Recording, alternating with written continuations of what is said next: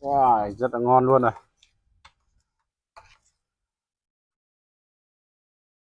Đấy, chắc cay lắm mọi người.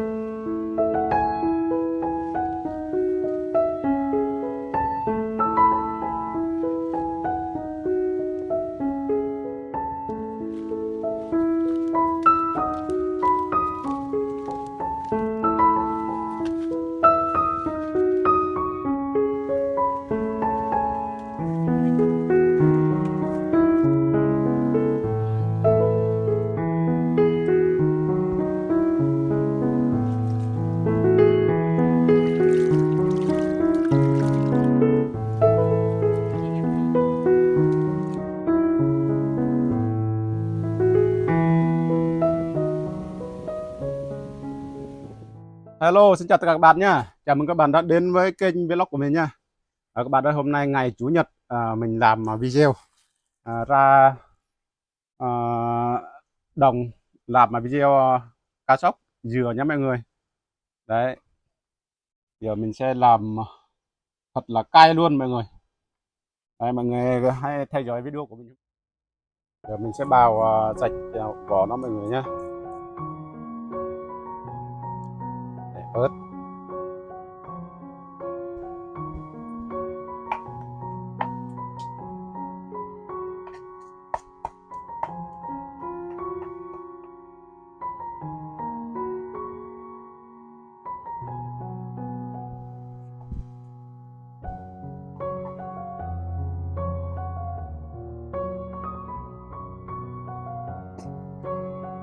Mình làm rất là cay luôn mình. Mình sẽ trộn nhé.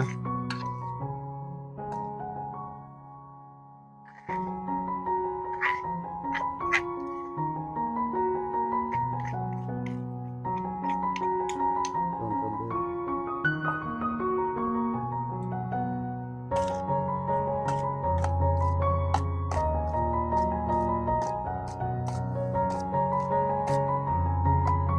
Cho mọi người nha. Rất là hấp dẫn, rất là đẹp. Đây mọi người, đã xong hết rồi. Bây giờ mời tất cả mọi người cùng ăn cá sóc với mình nhá. Wow, rất là ngon luôn rồi.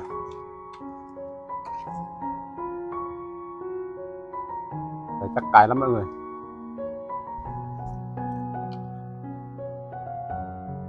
Rất ngon, cay, thơm quả chanh.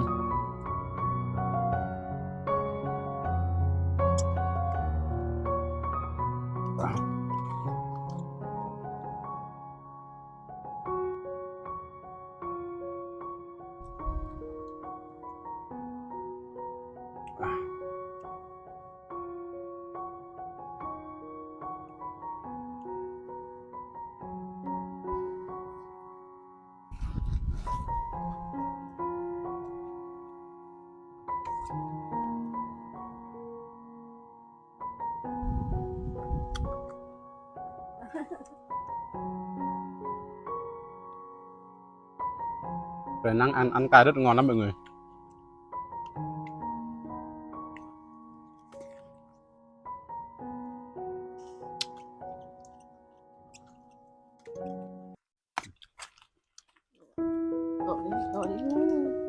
Được lắm nào.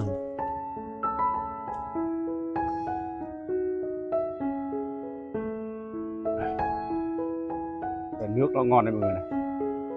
Cái nước nó ngon lắm.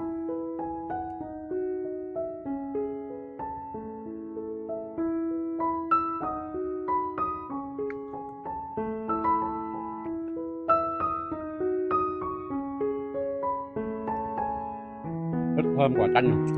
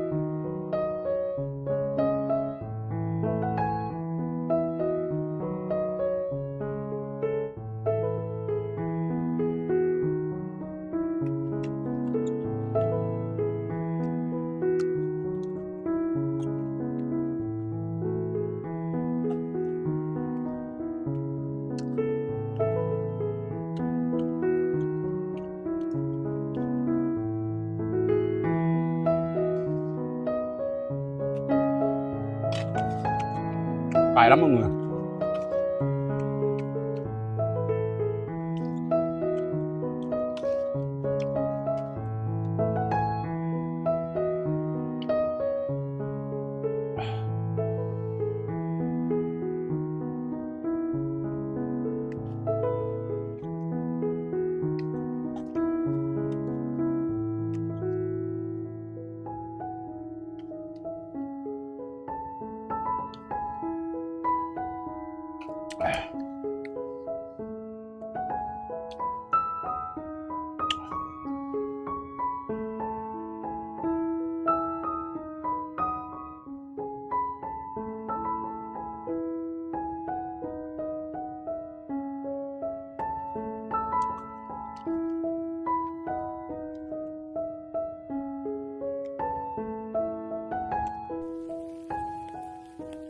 Làm món cá sóc không cay không ngon đó nha mọi người nhá.